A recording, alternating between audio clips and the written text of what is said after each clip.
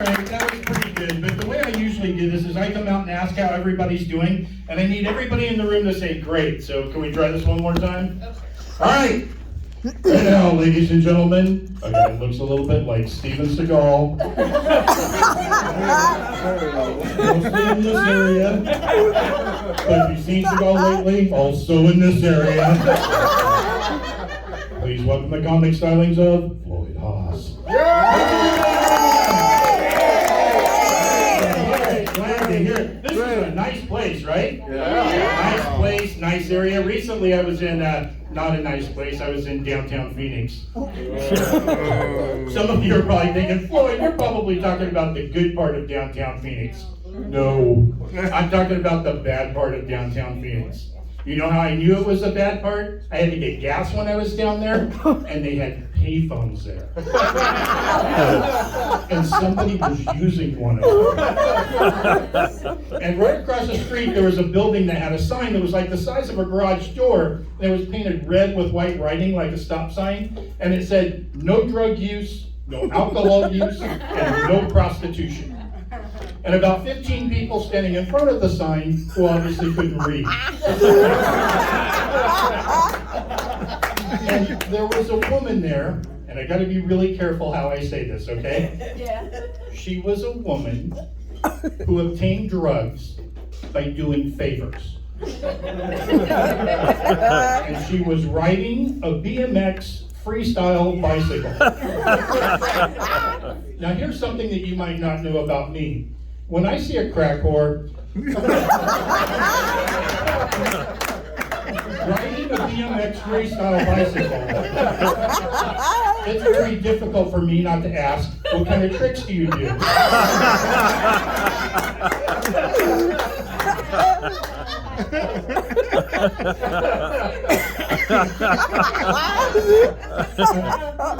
I'm not gay. I just want to mention that I'm not gay. One of my friends in the back said, well, you gotta cut that thing off the back of your hair. It makes you look gay. You know what? There's nothing gay looking about this, right?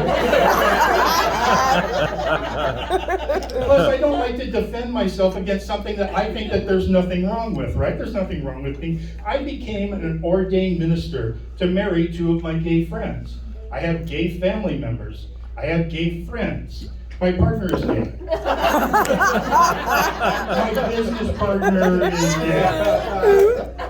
But I get tired of all these little things, these lists that people seem to make that they say that make people look gay, right? So I made one of my own. My top 5 things that I think make you look gay. Number 1, giving another guy a BJ.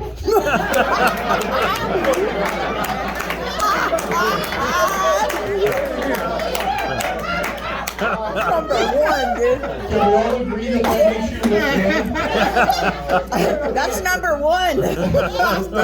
Number 2, watching the Twilight movies. Number 3, not laughing when I said watching the Twilight movies. Number 4, being in a boy band. There's 2 types of guys that have been in boy bands, ones that have come out of the closet and ones that are going to come out of the closet. Recently, my daughter and I were watching one of the late night talk shows and one of the Jonas Brothers was on. I don't know which one because that would make me gay. And he was saying these really conflicting things. You know, I always thought he was gay, but he was saying my wife and I have been together for years. We're having a baby. We just bought a new house. So it wasn't what he was saying that sounded conflicting. It was just the way that he was sitting on Jimmy Fallon's lap. And another thing that I think makes you gay, my top thing for being gay, is wearing a fur coat. One of my friends says, Floyd, are you kidding me? You ever see Kid Rock come out wearing that fur coat? He looks like a pimp. Yeah, gay. In real life, fur coats make you look gay. And he said, wait a minute, what about taking it up the butt? That makes you gay, right? I said, of course not. Taking it up the butt does not make you gay, unless you push back. No, wait, hear me out. You might be doing this against your will, right? You might be in prison. Or going out for America's Got Talent. Right here, you're not gay. But as soon as you back up to him, I think that looks Oh, I think you folks were laughing at everything because you never know what people might be offended by nowadays, right? Recently, my wife came to me and said that she had actually been propositioned at work when we were first together. And not by her boss, but by mine. She never told me about it because for one, the boss was actually a really good friend of mine. And for two, I was making a lot of money. And for three, because she said yes. You can imagine how I felt, right? I thought I got that bonus on my own. Because I said yes too.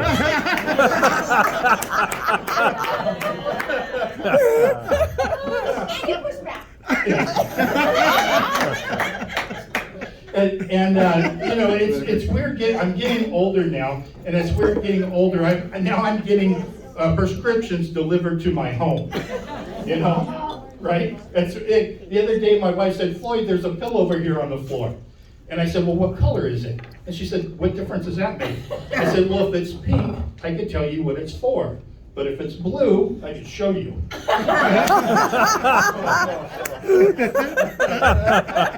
And I used to be the cool guy. I used to get like cool injuries and stuff. One time, I looped a wheelie on a motorcycle. I used to be on a motorcycle stunt team. I came over backwards at 70 miles an hour and broke my neck.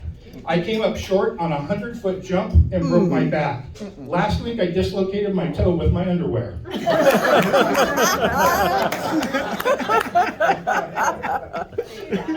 My wife has to take medication too. Now she has to take a special pill for bone density. Well, we both do. Hers are pink and mine are blue.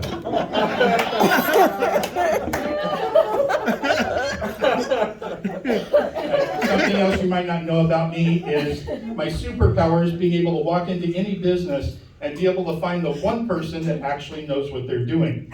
And my kryptonite is Walmart. I hate that place, I hate that place, I hate that place. So I was at Walmart, and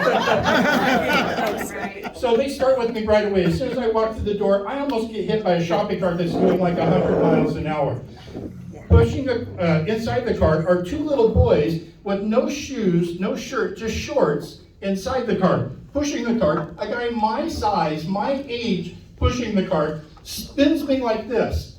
In my line of sight is a woman that has a tattoo on the back of her neck, and it says, "Not crazy." We don't know what that means, right? This woman is crazy. Look, a little bit of crazy is fun, right? They're fun to have in the bedroom. You never know what they might say in public. They'll go on the rickety old zip line when you go on vacation so that you don't have to. But what you don't want is you don't want to hear a noise in the middle of the night, wake up and go, "Oh my God, was that the knife drawer? That is too much crazy." And it's been a while for me, but back when I was dating, women didn't come with warning labels like that. That was information that unfolded. So I go around another turn and I almost walk right into this elderly lady that's in one of those little scooters.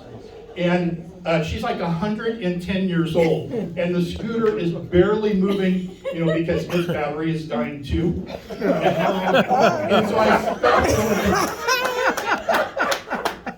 And so I stop really quick. Wham! I get hit in the back of the heels by another shopping cart. You know that little spot that God only put there for shopping carts so it'll take me? And it almost brings me to the ground. I turn around and look. The shopping cart is being pushed by two little boys with no shoes, no shirt, just short. Inside the cart, a guy my size, my age, no shirt, no shoes, just shorts. It's not the same three people. So I go over to the auto parts section and I asked the guy there, I said, "Can you tell me where the fix-a-flat is?" And he says, "What kind of car y'all got?" What? I said, what? And he says, what kind of car y'all got? Look, I was in the motorcycle industry for over 20 years. If this guy knows something about tires that I don't know, I'm going to kill myself. And I'm not trying to make fun of this guy, but I feel that the only reason why he's working at Walmart is because he doesn't have the hand-eye coordination to spin a sign in front of another business. I'm not saying that nobody at Walmart is intelligent. I'm just saying that if you are intelligent and you do work at Walmart, we've never met. Right. So now I have to know, and I ask him, what difference does it make what kind of car I have? He says, well, some cars have tire sensors, and they think that Fix-A-Flat might ruin the tire sensors. He says, my car doesn't have tire sensors, so we'll be fine. He goes, actually, Fix-A-Flat says it won't ruin the tire sensor, so you'll be fine. So why are we having this conversation? So I said, okay, my car doesn't have tire sensors, Fix-A-Flat won't ruin the tire sensors. Can you tell me where the Fix-A-Flat is? And he says, we're out of it. So I'm done. I want to wrap this up. I go to the cash register, and right when I get there, the first thing that she grabs is a bottle of Dawn dishwashing soap. And she goes, oh, this stuff is so good. Couple of drops in a greasy pan. It's clean the next day. And I said, yes, it also works well on oily birds. You folks know what I'm talking about. Oily birds, some Valdez, Gulf oil spill. This woman, nothing. So she grabs the next thing I have. I bought a bunch of packets of the mixed gravy mix with the card, and I grabbed the cardboard thing that they were sitting in on the shelf so I could put them on my shelf that way. First thing she does, dump it and starts to throw the cardboard thing away. I said, I would like to keep the cardboard thing. And she says, you want to keep the cardboard thing? And I said, yes. She looks at the box boy and says, he'd like to keep the cardboard thing. And he looks up at me and says, y'all want to keep the cardboard thing? Like, what is going on in this place? And where are you people from? This is Phoenix, Arizona. Nobody talks like that here. Is there some kind of an Appalachian exchange program that I'm not familiar with? So then she says something else, and I don't care what it is, but it ends in hun. I thought, oh great, now I'm being sexually harassed. And what she asked us is it cash or credit? I look at the credit card machine and it says the chip reader is working, which I can only think means the chip reader has problems. I don't want to spend the rest of my life here. So I paid cash, and the total is $80.60. I give her 100 and a 1. We all know what I'm trying to do here? They don't know. She did not.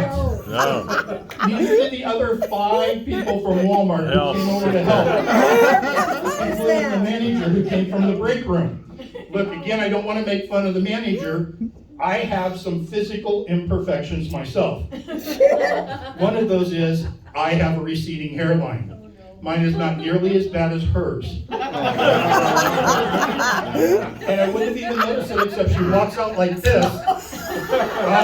Stay with me, stay with me. I'm not making fun of somebody that has a hunchback. I don't think that she has one. She was wearing a cape for some reason. Maybe they have a Comic-Con Disney thing going on in the break room. I don't know. So anyway, she drags her leg around to the register. I get frustrated. And I finally just say, look, if you just take the money that I gave you and put it into the register, the machine will give you the answer. Just then the original cashier appears from behind the register and she says, oh, I get it. Oily birds. Now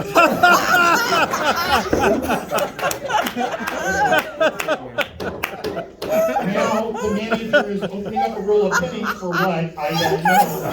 And she drops some on the floor. She reaches down to pick them up, and I notice that there's a can of Fix-A-Flat and Fuzzy More's back.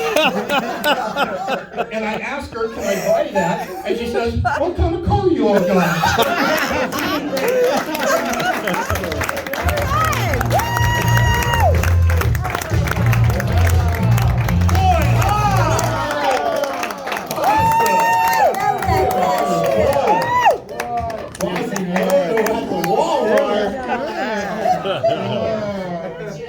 Amazing.